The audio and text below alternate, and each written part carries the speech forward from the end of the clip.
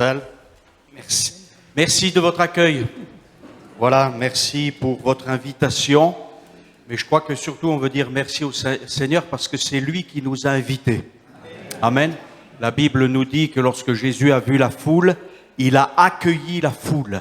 Et en fait, Jésus nous accueille toujours dans sa présence. L'hôte le plus important d'aujourd'hui, ce n'est pas moi, c'est le Seigneur.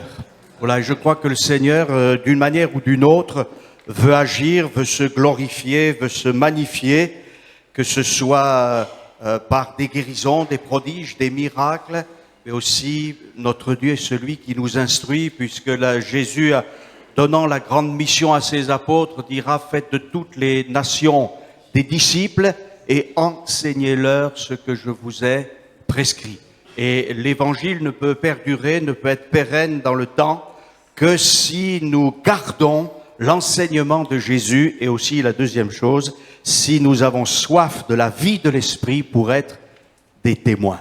Amen. Voilà, c'était comme l'introduction que je voulais faire. Je vais simplement faire une petite... peut-être qu'on peut commencer à mettre le diaporama, juste la première diapo. Voilà, on va suivre un petit peu. Voilà, Jérusalem Nouvelle Alliance, c'est une association qui a maintenant 8 ans et qui a été créée pour faire connaître, promouvoir la culture biblique et théologique par la connaissance de l'histoire d'Israël et aussi du Moyen-Orient. Voilà, voilà. Et puis aussi un soutien moral et spirituel à Israël dans une éthique judéo-chrétienne. C'est une association culturelle et nous éditons plusieurs choses, notamment une revue trimestrielle, voilà, qui s'appelle Jérusalem Nouvelle Alliance, voilà, qui est imprimée à Viens et Vois, alléluia. Et puis aussi un guide de prière, vous pouvez le prendre, il est gratuit le guide de prière. Bon, il arrive en fin de calendrier, puisque le calendrier juif est rabbinique est un peu différent de cela. Et toutes ces fêtes qui sont là pour que dans ces temps où il y a des rendez-vous d'Israël, donc où Israël se rassemble, puisse prier pour le peuple juif afin qu'il rencontre son Messie. Amen, parce que c'est ça le but. Et puis une troisième chose, c'est un petit livret qu'avait fait notre frère André Boulagnon, voilà, pour ceux peut-être qui le connaissent, et qui a été édité il y a plus de 40 ans, qui a été complètement, remise en page, je veux dire, et qu'on a réédité, témoigner à nos amis juifs, particulièrement ceux qui sont dans le monde religieux juif, voilà, parce qu'il y a toutes sortes de gens au milieu du peuple juif, des gens qui sont religieux, d'autres qui ne le sont pas, d'autres qui sont même athées. Donc c'est un livret qui est intéressant pour, si un jour vous rencontrez un ami juif, l'aborder comme il faut l'aborder. Vous savez que Paul dira, j'ai été juif avec les juifs. Il s'est adapté. Voilà, on ne veut pas brusquer les gens, on veut leur apporter la bonne nouvelle. Amen. Donc c'est ce but. Et aussi le but de la revue, c'est de parfois mieux connaître Israël, mieux connaître aussi les nations, tout ce qui est là autour de nous, afin que nous puissions, être de bons témoins. Amen. Voilà, je prends ça, merci. Voilà, on va commencer notre... voilà, ce matin, on va parler d'Israël, mais on va d'abord parler du contexte dans lequel Israël est plongé, et on va faire un retour dans l'histoire. Mais avant de faire un retour dans l'histoire, voilà, alors j'ai mis le Messie. Le Christ, c'est pareil. Moi, j'ai mis le Messie parce que c'est le thème, et du côté un peu du peuple d'Israël, mais le Christ, le Messie, c'est pareil. Le Messie, c'est en hébreu, le Christ, c'est en grec. Donc, c'est vraiment pareil. Jésus, le Messie, Jésus, le Christ, fils de Dieu, fils d'Abraham, fils de David, béni soit celui qui vient au nom du Seigneur. Amen. Et j'ai marqué dessous la racine hébraïque. Et la vraie racine hébraïque, c'est Jésus.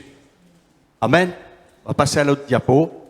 La racine hébraïque, et nous allons voir les nations, pour bien comprendre ce qu'est Israël et aussi l'Église, les nations, donc le Messie, parce que si on parle des nations, d'Israël et de l'Église, sans parler de Jésus, ça peut vous paraître étonnant, ça, hein? Mais il y a des choses qui se font comme ça. C'est-à-dire que les gens, ils font qu'un côté intellectuel. Et puis on passe à côté de l'essentiel. quand on parle sur les Écritures, c'est pour connaître Jésus. C'est pour connaître le Messie, parce que si nous ne rencontrons pas Jésus, nous sommes perdus. Racine, on reviendra peut-être là-dessus, la racine c'est Shoresh en hébreu, et l'épître aux Romains, on y reviendra en ce qui concerne Israël, c'est la racine qui te porte.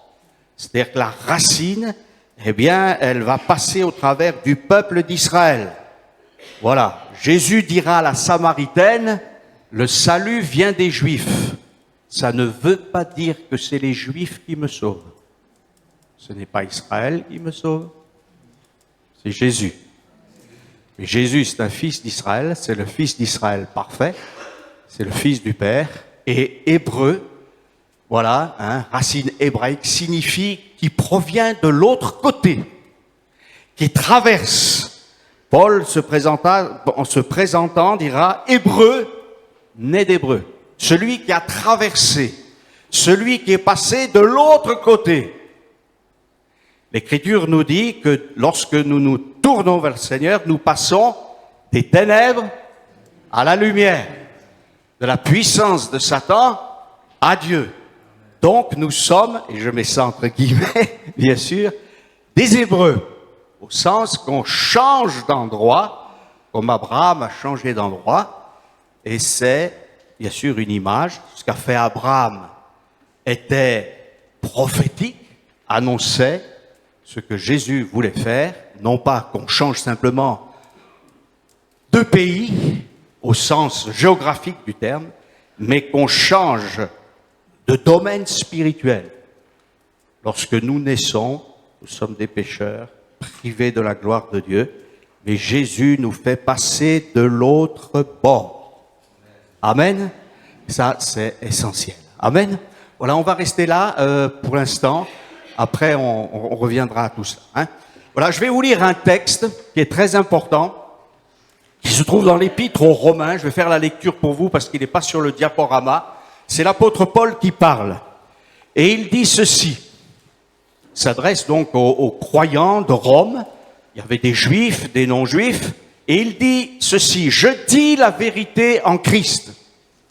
Je ne mens point. Vous voyez, il insiste. Ma conscience m'en rend témoignage par le Saint-Esprit. J'éprouve une grande tristesse et j'ai dans le cœur un chagrin continuel. Car je voudrais moi-même être anathème, c'est-à-dire maudit, et séparé de Christ pour mes frères, mes parents selon la chair. Donc c'est Romains, chapitre 9, verset 1er, pour ceux qui veulent lire sur... voilà, c'est difficile d'afficher. Je reviens, je voudrais moi-même être anathème et séparé de Christ pour mes frères, mes parents selon la chair qui sont israélites et à qui appartiennent l'adoption, la gloire, les alliances, la loi et le culte, les promesses et les patriarches, et de qui est issu selon la chair le Christ qui est au-dessus de toutes choses, Dieu béni éternellement. Amen. Et Paul explique ensuite, il dit, ce n'est point à dire que la parole de Dieu soit restée sans effet, car tous ceux qui descendent d'Israël ne sont pas Israël. Il y a au milieu de la nation d'Israël les vrais Israélites, fils d'Abraham, Isaac et Jacob, au sens de la foi, et il y a les autres. Et c'est pareil pour les nations, il y a ceux qui croient, ceux qui ne croient pas. Tous ceux qui descendent d'Israël ne sont pas Israël, et pour être la postérité d'Abraham, ils ne sont pas tous ses enfants. Ils le sont selon la chair, mais pas forcément spirituellement. Mais il est dit, en Isaac sera nommé pour toi une postérité, c'est-à-dire que ce ne sont pas les enfants de la chair qui sont enfants de Dieu, mais que ce sont les enfants de la promesse qui sont regardés comme la postérité. Voici en effet la parole de la promesse, je reviendrai à cette même époque, et Sarah aura un fils. Amen. On reviendra sur cette identité d'Israël et qu'il n'y ait pas de confusion au milieu de nous, parce qu'il peut y en avoir et il ne faut pas qu'il y en ait. Voilà. Parce que, voilà. Je vais vous dire, il y a deux extrêmes. Quand on parle d'Israël, ça peut aller de l'antisémitisme, antisionisme, jusqu'à l'israélomania. Et ça, c'est pas ce que nous enseignent les Écritures. Voilà. On doit être des gens équilibrés, non pas nourris des philosophies de ce siècle, de tout ce qui peut passer sur Internet, sur les réseaux, sur tous les bouquins, parce qu'il y a des bouquins. Il y a des très bons livres, mais aussi des bouquins, c'est-à-dire des choses qui n'ont pas d'intérêt. Il faut qu'on reste sur la parole de Dieu.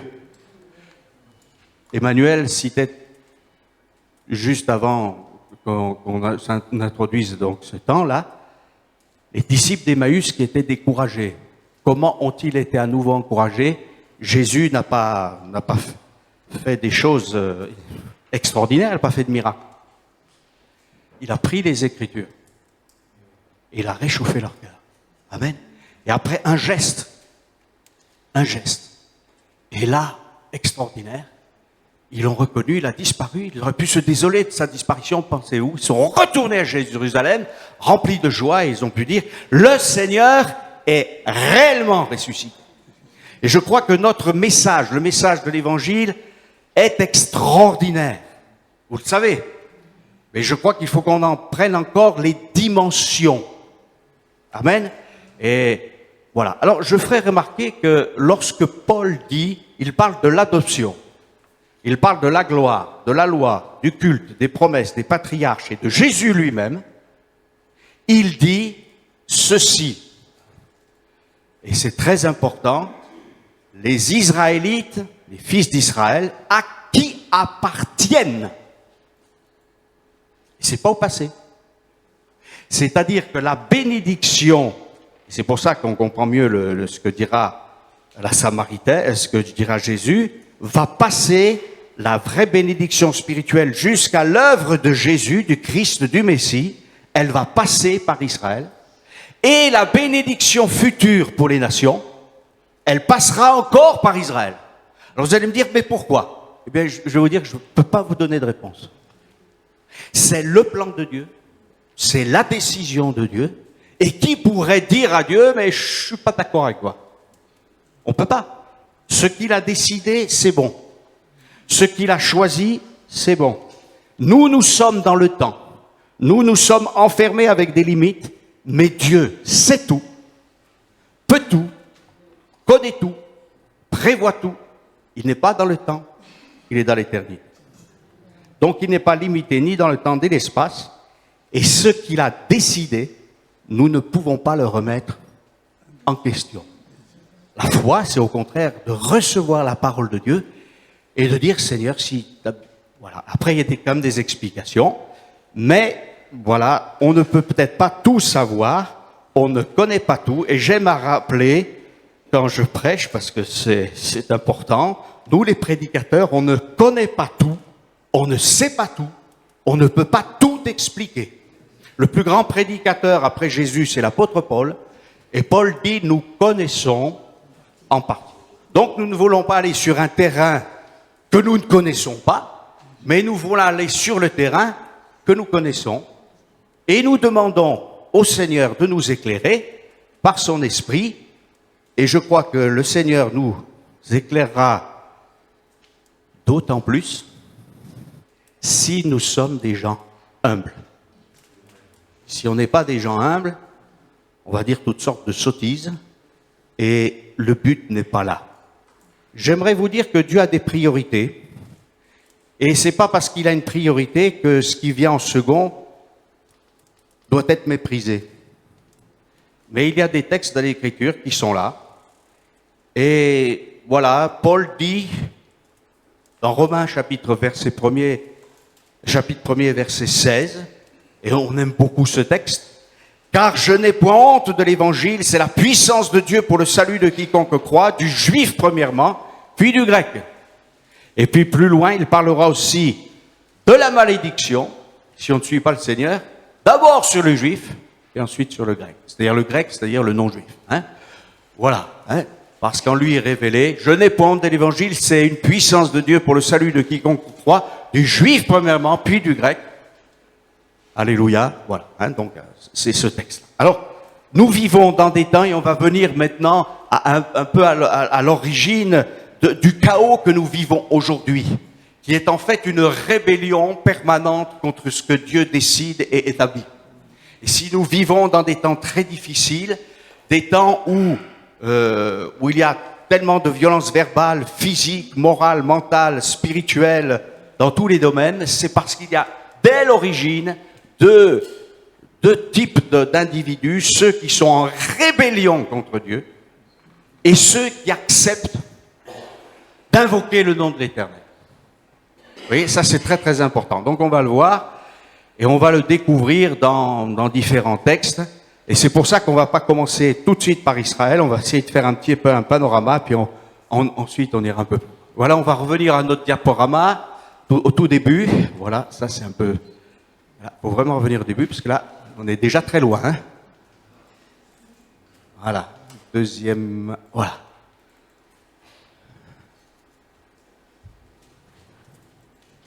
On peut continuer. Voilà, l'humanité première. J'aimerais répéter, je ne sais pas si vous voyez, c'est un peu loin, mais moi je suis prêt, je vais vous lire les textes. Lorsque Dieu a créé l'humanité, le 6e jour, Dieu va dire, dans Genèse 1:31, Dieu vit que tout ce qu'il avait fait, et voici, cela était très bon. Tov meod en hébreu, on ne peut pas dire mieux. C'est très bon. Voilà. Ainsi, il y eut un soir, il y eut un matin, ce fut le 6e jour. Et puis après, il y a la sollicitation d'être comme des dieux. Vous le savez.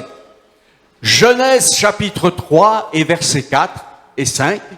Alors le serpent dit à la femme, vous ne mourrez point, mais Dieu sait que le jour où vous en mangerez, vos yeux s'ouvriront et que vous serez comme des dieux, ou comme, c'est le mot Elohim qui est utilisé, donc le mot qui est utilisé pour Dieu, ou ou pour des anges ou pour les hommes. Hein, ce mot est utilisé, voilà. Mais vous serez comme le Tout-Puissant, en fait, c'est ce qu'il dit, et vous connaissant le bien et le mal. Ce que le serpent, ce que le diable n'a pas dit à Ève, c'est qu'ils auraient la connaissance du bien et du mal, mais qu'ils n'auraient pas la maîtrise du bien et du mal. Il y avait une interdiction. C'est terrible de voir. Dans notre monde, il suffit qu'il y ait une interdiction et une multitude d'autres possibilités et de voir que les hommes veulent surtout l'interdit. Mais si Dieu avait interdit, c'était pour le bien de l'homme et de la femme. Voilà. Et quand Dieu nous dit, ça c'est très pratique, hein, c'est pratico-pratique, pour nous qui sommes des croyants, ça c'est pas bon pour toi. Eh bien, c'est pas bon pour nous. C'est comme ça. Et après, avec le temps, on s'aperçoit que Dieu avait vraiment raison. Et là, rapidement, on s'est aperçu que c'était terrible. Voilà. Et l'Écriture nous dit que Dieu a renfermé tous les hommes dans la désobéissance. C'est-à-dire qu'on a tous suivi avec Ève et Adam, et chacun d'entre nous, on a désobéi au Seigneur. Et le Seigneur nous dit qu'il a renfermé tous les hommes dans la désobéissance, parce que c'est au moins sur ce thème que nous avons tous péché, pour faire miséricorde à tous. Amen, aux profondeurs de la richesse, de la sagesse et de la science de Dieu, que ses jugements sont insondables, voilà, et que ses voies incompréhensibles. C'est-à-dire qu'on ne peut pas tout comprendre de ce que Dieu a établi, de ce que Dieu a fait, le chemin que Dieu trace, ça paraît parfois incompréhensible, et pourtant, c'est une richesse de miséricorde. Amen. Pas un d'entre nous ne serait là si Dieu ne nous avait fait miséricorde. On va aller plus loin. Voilà, parce qu'il y a le péché, il y a la chute, mais il y a la promesse. Amen. Et là, l'Écriture nous dit, on va prendre deux versions différentes. L'Éternel dit au serpent, puisque tu as fait cela, tu seras maudit entre tous les bétails, entre tous les animaux des champs. Tu marcheras sur ton ventre. Et tu mangeras de la poussière tous les jours de ta vie. Je mettrai inimitié entre toi et la femme, entre ta postérité et sa postérité. Celle-ci t'écrasera la tête et tu lui blesseras le talon. La version André Chouraki dit ceci: je placerai l'inimité entre toi et entre la femme, entre ta semence et sa semence. Lui, il te visera la tête et toi, tu lui viseras le talon. Le mot qui est traduit par Louis II par elle, et par André Chouraki, par il, en fait, c'est un mot un peu spécial dans l'Ancien Testament. On peut le traduire aussi bien par elle que par il. Ça veut dire que ces deux traductions, elles sont bonnes finalement, mais nous avons l'explication authentique dans les évangiles, enfin, d'après Paul, de celui qui est la postérité. La postérité et le lui dont il est question, c'est Jésus. Attention, parce que l'Église catholique romaine nous enseigne autre chose. C'est que le elle, c'est Marie. Un blasphème. Excusez-moi, hein. Comment une femme pécheresse qui dit avoir besoin d'un sauveur peut-elle sauver l'humanité? Jamais on trouve ça dans les évangiles. Voilà. Je clôt cette affaire. Donc, et alors ce qui est intéressant, c'est que, on en va revenir au peuple d'Israël, c'est que Satan va viser le talon du Messie, mais c'est le talon du Messie qui va écraser la tête du serpent. D'accord? On le sait aujourd'hui parce qu'on a retrouvé des cadavres de crucifiés à Jérusalem. Et pour que, c'est terrible ce que je vais vous dire, hein, mais pour que le crucifié tienne sur le bois, on le transperçait dans les talons. On a des preuves. Des clous qui sont là encore dans les talons du crucifié. Mais c'est vrai que l'adversaire a tout fait pour que Jésus ne puisse pas triompher. Et en fait, lorsqu'il le tente au désert, par 3 fois, c'est pour essayer de le détrôner pour qu'il ne soit pas écrasé. Mais Jésus a triomphé. Amen. Le talon. Le talon nous rappelle le patriarche Jacob. Jacob en hébreu vient d'un mot qui signifie talonner, qui signifie, voilà, il a talonné Ésaü. Alors, ce Jacob, il est très bizarre, hein, vous avez remarqué? Il commence très très mal. Voilà. Mais ce que Dieu a vu en Jacob, c'est quelqu'un qui voulait la bénédiction de Dieu. C'est très très très mal pris. Très très très mal pris. Mais néanmoins, Dieu a vu. Vous voyez, Saul de Tarse, c'était pareil. Très très mal parti. Mais Dieu a arrêté ces 2 hommes. Vous voyez, le talon, c'est la première chose qu'on met au sol pour marcher. On ne peut pas marcher sur la pointe des pieds en permanence, hein, ce serait hyper fatigant. Mais une bonne marche, il faut... Et quand on a mal au talon, je ne sais pas si ça arrive à quelqu'un, moi ça m'est arrivé, c'est horrible, on n'arrive plus à marcher. Et l'adversaire a voulu arrêter le Messie. Mais Christ est ressuscité. Et on est en marche. Amen. Jésus avait quand même dit, je suis le chemin, la vérité et la vie. Amen. Donc on va marcher. Il a écrasé la tête du serpent. Et connaissons tous ce texte, il a dépouillé les autorités, les dominations, et les a livrées publiquement en spectacle en triomphant d'elles par la croix. J'ai vu Satan tomber du ciel comme un éclair au moment où les disciples font leur mission. Et Paul dira, il écrasera bientôt Satan sous nos pieds. C'est-à-dire que Satan a encore une certaine latitude, mais légalement il est vaincu. Amen. Ça c'est très important. Voilà. C'est pour ça que je voulais rappeler cela. Voilà, on est déjà avec Jacob, vous voyez. On va passer à l'autre diapo, s'il vous plaît, merci. On va passer aux nations. Parce qu'on ne peut pas comprendre la place d'Israël, qui est encore la sienne en notre 21e siècle, si on ne parle pas des nations. On va en parler. Voilà. Et ces nations qui, pour la plupart, sont rebelles. Voilà. Et la nôtre, elle n'est pas extraordinaire. On ne prend pas toujours des bonnes attitudes. Et pourquoi? Parce que il y a les nations représentées par le chiffre 70 de l'Écriture. C'est pour ça qu'il y a 12 disciples et 70 disciples à un moment donné avec Jésus. Hein. C'est symbolique ça. Hein.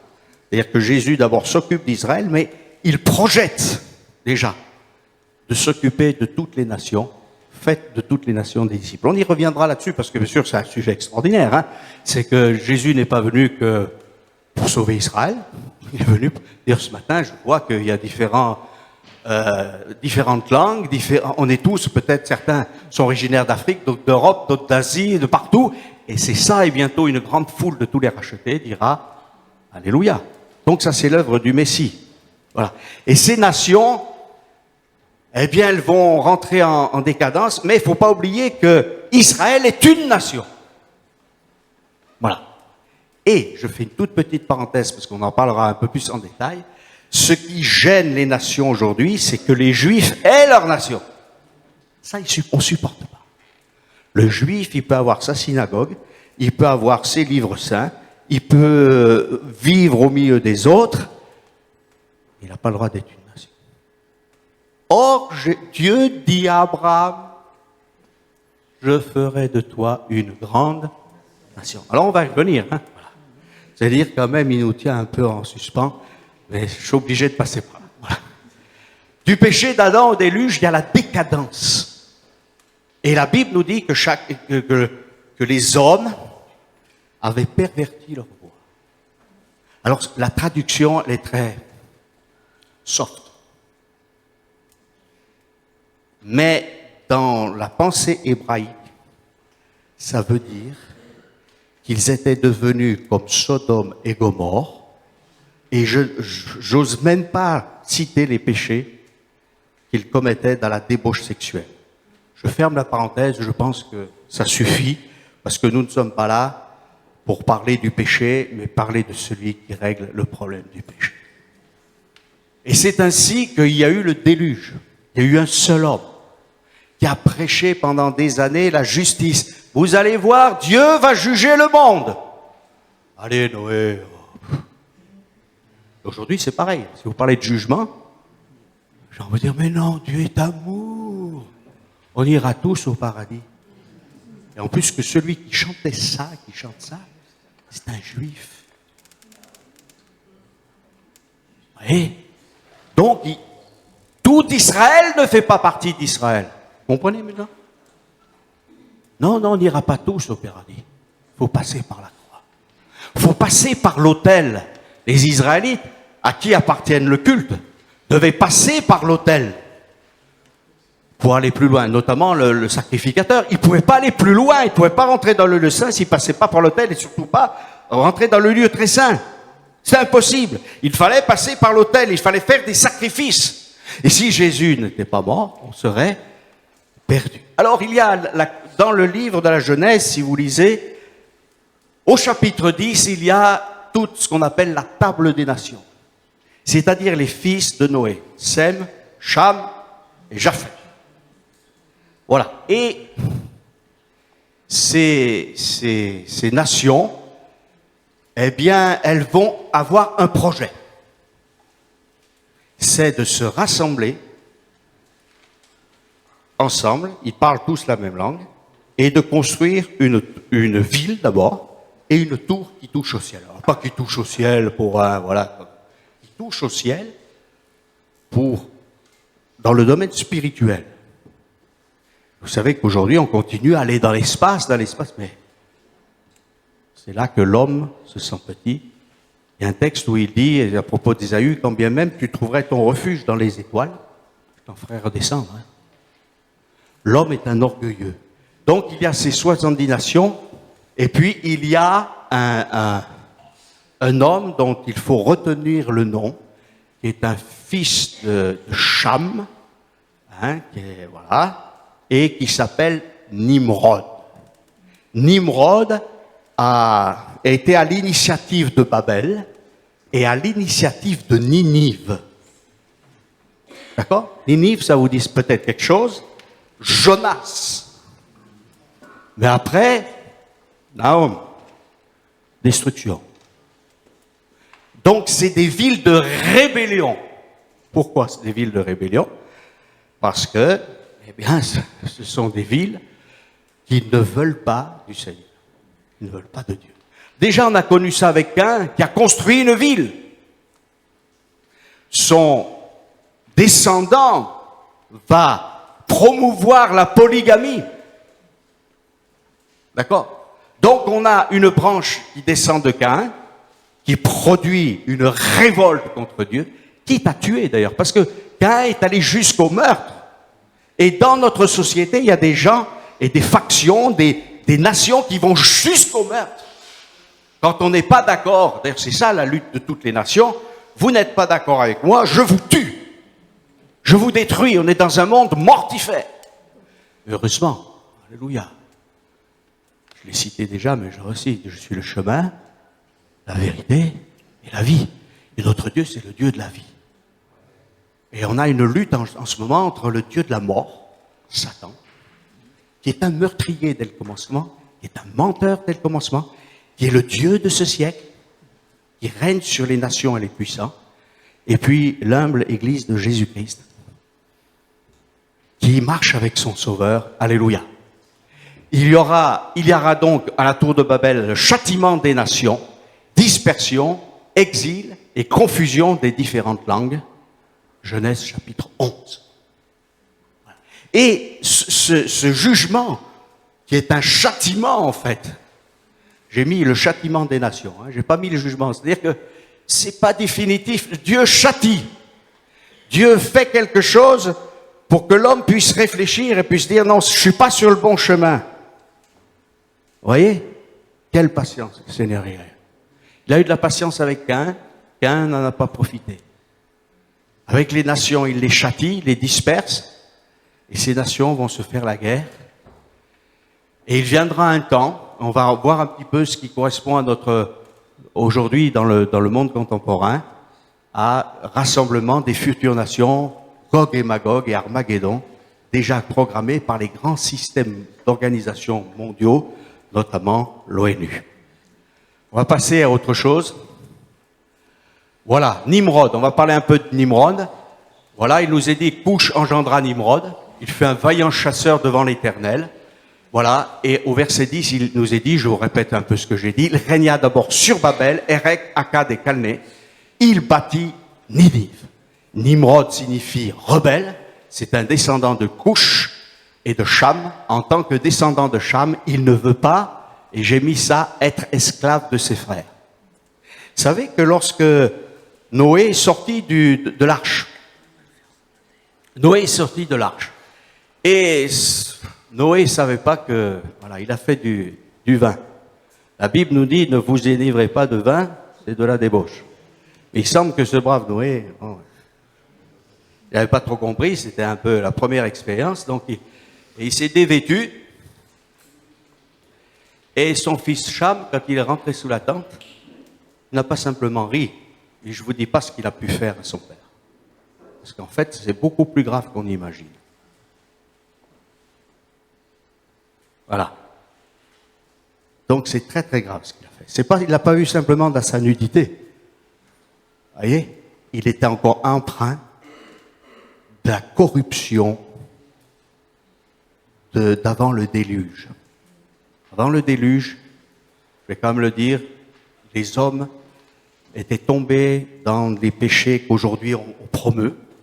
Ils étaient allés jusqu'à la zoophilie. Et ça sera de même pour Canaan. Il y avait des sacrifices humains. Dieu a dit, j'arrête.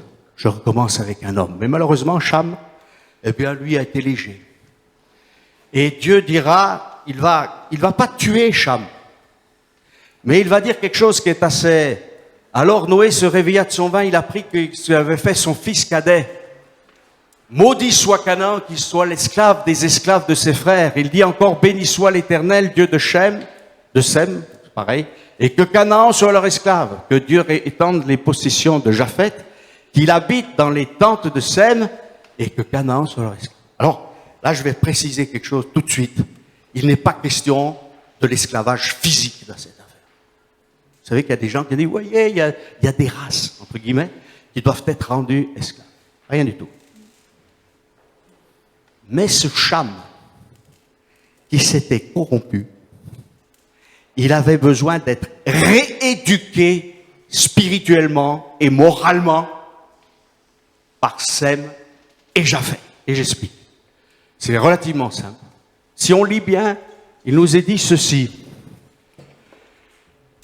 Béni soit le Dieu, béni soit l'Éternel, le Dieu de Shem, et que Canaan soit son serviteur.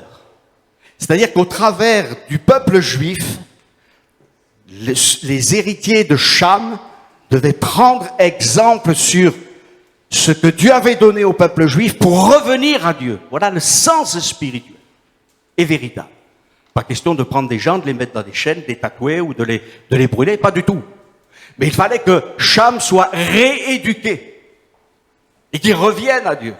Et puis après, il nous est dit que Dieu étende les possessions de Japheth. Japheth, c'est les nations, c'est l'Europe en gros. Et Japheth va se réfugier. Et qu'est-ce qui s'est passé lorsque l'évangile a été prêché à l'eunuque éthiopien, à la maison de Corneille? C'est Japheth qui s'est réfugié dans la tente de Sem. C'est-à-dire que ce sont les non-juifs qui vont se réfugier dans l'évangile de la première église qui est entièrement juive. Et Japheth aussi, l'église, eh bien, elle propose l'évangile, un changement, une transformation. Voyez? Et en fait, Paul dira, d'ailleurs vous le savez, hein, moi Paul, esclave de Jésus-Christ. C'est dans ce sens-là. Hein. On n'a pas le droit de prendre des êtres humains, de les asservir. Et vous savez tout ce qui s'est passé, tous les peuples, toutes les peuplades ont pratiqué l'esclavage. Dans le Nord, en Afrique, les pays musulmans, les pays occidentaux, les trafics. Tous. C'est terrible l'esclavage physique. Mais le plus terrible, c'est l'esclavage spirituel. C'est quand on est en rébellion contre Dieu. Je regarde quand même l'heure, parce que je ne veux pas être trop long. On peut finir vers midi, ça va? Oui. Voilà, Nimrod, Ninive. On va passer à l'autre diapo. Voilà. Et la rébellion, elle va continuer. Parce que la rébellion de Nimrod, elle perdure encore jusqu'à aujourd'hui. Les gens ne veulent pas de Dieu. D'accord? La rébellion. Et la Bible nous dit dans le livre de l'Apocalypse que Satan va être lié pendant 1000 ans. On parlera peut-être plus là. Hein? Et quand les 1000 ans seront accomplis, Satan sera relâché de sa prison et il sortira pour séduire les nations qui sont aux quatre coins de la terre, Gog et Magog, afin de les rassembler pour la guerre. Leur nombre est comme le sable de la mer. Ils montèrent sur la surface de la terre et ils investirent le camp des saints et la ville bien-aimée. Mais, là c'est très radical, mais un feu descendit du ciel et les dévora. Terminé. Et après on rentre dans l'éternité glorieuse. Alléluia. Voilà. Mais avant, la Bible nous dit, avant le millénium, il nous est dit, parce qu'on en reparlera du millénium, c'est lui le Messie qui ramènera la paix. Lorsque l'Assyrien viendra dans notre pays et qu'il pénétrera dans nos palais, voilà, nous ferons lever contre lui 7 pasteurs, 8 princes du peuple. Ils feront avec l'épée leur pâture du pays d'Assyrie et du pays de Nimrod au-dedans de ses portes. Il nous délivrera ainsi de l'Assyrien lorsqu'il viendra dans notre pays. Amen. Voilà. Nous vivons encore des temps nimrodiens. On est avec Nimrod, vous voyez? Et c'est ça qui est terrible. Voilà, hein? Donc, ce Nimrod qui s'est levé contre Dieu. Alors, on va passer à l'autre diapo. Alors, ce qui est intéressant, j'ai mis cette statue, parce que ça, c'est une statue qui est à l'ONU. Vous voyez? Et voilà, c'est un sculpteur soviétique qui a fait ça en son temps. C'est déjà assez vieux. L'ONU a eu l'audace de reprendre des textes des Écritures, d'accord, et de dire, voilà, de leurs épées, ils forgeront des socs de charrues, de leurs lances des serpes. Une nation ne lèvera plus l'épée contre une autre, et on n'apprendra plus la guerre. L'ONU, depuis combien de temps ça existe? Et allez, après-guerre, 1948. Oh. 1947. Ça fait pas mal d'années, hein. Est-ce que depuis ce temps-là, il n'y a plus la guerre? Il n'y a que la guerre. Et qu'est-ce qu'on entend aujourd'hui à tous ces gens qui sont membres des Nations Unies? On va faire la guerre. Même en Europe, on dit on va se réarmer. Mais pourquoi? Parce que ce texte, il est attaché au Messie. Parce que ce texte, il est attaché à Jésus. Et si vous relisez Ésaïe 2, 4 et Michée 4, 3, vous verrez qu'il est question du Seigneur. Il n'y a pas de paix sans le prince de la paix. Il y a des gens qui vous disent que le millénium est déjà arrivé. Écoutez, si le millénium est déjà arrivé, c'est terrible parce que la Bible nous dit que pendant le millénium, Satan sera lié. Moi, je crois qu'il est très délié en ce moment. Et il est très irrité. Pourquoi? Parce qu'il y a des milliers de gens, même si les médias ne le disent pas, qui se donnent au Seigneur. C'est pour ça que l'islam est en rage, les autres religions sont en rage, en Inde, partout, et les gens athées sont en rage, parce qu'il y a des milliers, des millions d'hommes et de femmes dans tous les continents, dans tous les pays, même les plus opprimés, il y a des hommes, des femmes qui rencontrent Jésus comme leur sauveur. Amen. Voilà, ça c'est une statue, donc on voit cet homme qui est en train de forger un soc de charrue, il transforme l'épée en soc de charrue, mais l'ONU n'est pas un régime de paix, c'est terrible à dire, on aurait souhaité, mais c'est pas. On va passer à l'autre diapo. L'autre diapo aussi, une autre diapo qui est aussi à l'ONU, c'est assez remarquable de voir qu'à l'ONU, il y a plein de statues. Vous connaissez ce que Dieu dit des statues. Voilà, donc c'est important. Et là, vous voyez la croix, on voit la croix avec la lance de cet homme, et ça, on reprend une vieille affaire du dragon, hein, de tout ce qui est utilisé dans l'Église catholique avec Saint Georges et le dragon. Et voilà, l'ONU serait capable de détruire le dragon. Voilà. Alors il y a la superstition catholique, il y a le dragon, et puis il y a le cheval. Mais celui qui vient sur le cheval, dans le livre de l'Apocalypse, avec un vêtement taché de sang, c'est Jésus. C'est pas les Nations Unies qui apporteront la paix. Voilà, je passe sur cette diapo. Voilà aussi voilà ce qu'a offert voilà un pays latin. Voilà, c'est un dragon ailé, gardien de la paix. Alors, des fois on dit oh c'est qu'une image. Non, non. Vous voyez, utiliser les versets bibliques sans Jésus. Et ça, c'est le diable l'a fait avec Jésus. Hein. Utiliser des symboles qui appartiennent à Jésus, au Messie. Et là, c'est le dragon. Vous voyez? Mais le dragon n'est pas tué, là. C'est assez paradoxal, d'ailleurs, la pensée de ces gens-là. C'est pas très cohérent, en fait. Voilà. Alors, ça c'est l'une des dernières statues. C'est pas très rassurant, comme animal. Non, je sais pas. C'est horrible. Et encore que vous le voyez, là, un peu palo, parce que voilà, pas trop de contraste, mais heureusement d'ailleurs, c'est pas plus mal. Voilà, le gardien de la paix, de la sécurité internationale, donc au siège de l'ONU, créé par les artistes. Voilà, cette sculpture est inspirée de l'art folklorique mexicain. Elle a été offerte par le gouvernement du Mexique. Voilà. Bon, moi on a des frères et sœurs mexicains qui croient au Seigneur, heureusement, ils témoignent de la grâce de Dieu dans leur pays. Voilà. Et là, vous avez le Parlement européen. Ça, c'est les nations. Le Parlement européen, il est inachevé, comme la tour de Babel. Et d'ailleurs, les fondateurs, enfin les pseudo-fondateurs de l'Europe, et tous ceux qui... Voilà, quand on a construit ce bâtiment, on a dit, mais on réunit... Finalement, c'est une opposition. Dieu nous a séparés, nous, on va se réunir et sans Dieu. Et vous voyez le bâtiment, là, sur la droite, en haut, c'est un peu crénelé, mais en fait, le bâtiment est inachevé pour faire comprendre à ceux qui ont un but de dire, on est en construction. On va construire un monde idéal. Mais sans Dieu. On n'a pas besoin de Dieu. D'accord? Mais si on est sans Dieu, on est sans espérance. Juste avant, quand même, voilà, ça c'est l'audace des êtres humains. C'est la révolte de Nimrod. Mais ce qui est assez intéressant, c'est qu'on dit on construit, mais je ne sais pas si vous avez remarqué qu'il y a un mot qui revient dans les médias partout, on fait de la déconstruction. Déconstruction morale, psychologique, intellectuelle, spirituelle, tout ce que vous voulez. On déconstruit, il faut déconstruire le monde ancien parce qu'il ne vaut rien. Pour construire, on ne sait même pas.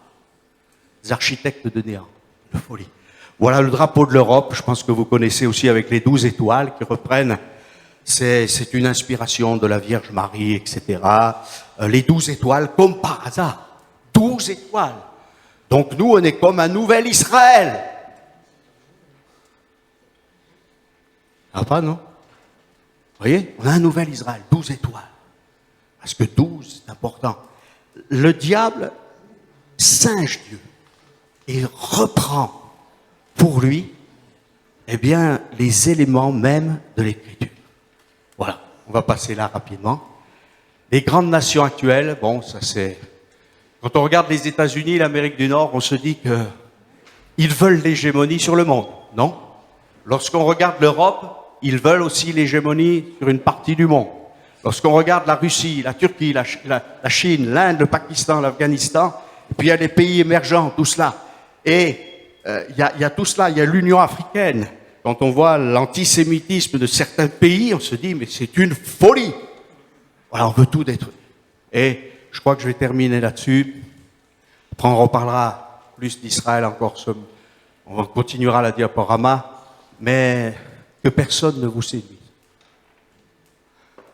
D'aucune manière, car il faut que l'apostasie soit arrivée auparavant et qu'on ait vu paraître l'homme du péché, le fils de la perdition, l'adversaire qui s'élève au-dessus de tout ce qu'on appelle Dieu et de ce qu'on adore, jusqu'à s'asseoir dans le temple de Dieu, se proclamant Dieu lui-même. Alors l'homme du péché, c'est l'Antichrist, oui, mais l'homme du péché, c'est aussi celui qui, d'une manière générale, ne veut pas de Dieu. Je veux pas de Dieu. Je veux pas du programme d'Abraham, d'Isaac et de Jacob. Je veux pas du programme de David, mais surtout, je veux pas du programme de Jésus. Voilà, ça, non. Et d'ailleurs, vous avez remarqué que quand on parle de Dieu, il n'y a pas de problème. Si on parle de Jésus, oh là là, ça s'enflamme, hein. Parce que Jésus nous remet dans notre conscience. Voilà. Et oui, et c'est le Messie. Alléluia. Dieu bénit éternellement. Dieu lui a donné un nom qui est au-dessus de tout nom. C'est par lui et pour lui que tout existe. Et je ne peux pas me passer de Jésus. Et je ne veux pas me passer de Jésus. Et tu ne dois pas te passer de Jésus. Si tu ne connais pas Jésus, je t'en supplie ce matin. Ouvre ton cœur. Dis-lui, Seigneur, viens dans ma vie. Parce que la révolte, le rebelle, il cherche toujours vengeance. Il est toujours insatisfait. Il est en permanence à remettre en question ce que Dieu a dit. Dieu a-t-il réellement dit? Oui, il a réellement dit. Et Jésus est réellement ressuscité. Et Jésus reviendra, non pas comme l'humble constructeur ou charpentier de Nazareth, mais il reviendra dans sa toute puissance pour rassembler tous ses enfants. Alléluia. Mais il reviendra aussi pour juger. Alors, on est dans cette période. Alors, nous vous en supplions. Au nom de Jésus-Christ, soyez réconciliés avec Dieu. Amen. Gloire à Dieu, on va terminer. Suite au prochain numéro. Allez, on prie le Seigneur. Seigneur, nous voulons te bénir et te rendre grâce. Merci pour ta fidélité. Nous réalisons que les nations, comme tu le dis, il y aura nation contre nation. Tu l'as dit dans Matthieu, tu l'as dit dans Marc, tu l'as dit dans Luc. Et Seigneur, si ces choses, tu les répètes dans ces évangiles, c'est que nous devons être vigilants. Mais nous ne voulons pas regarder à nous-mêmes. Parce que Seigneur, notre espérance est grande. Savons que le psalmiste dira, je lève mes yeux vers les montagnes. D'où me viendra le secours? Le secours me vient de l'Éternel qui a fait les cieux et la terre. Et cet autre texte où il est dit, mais oh, je lève les yeux vers celui qui siège dans les cieux. Oui, tu sièges dans les cieux. Et nous, notre privilège est grand parce que nous pouvons nous approcher du trône de la grâce. Merci pour ta fidélité, notre Dieu. Et bénis-nous encore dans ces rencontres. Fortifie-nous que nous puissions, Seigneur, être nourris de ta parole. Merci pour ta grande fidélité. Amen. Amen.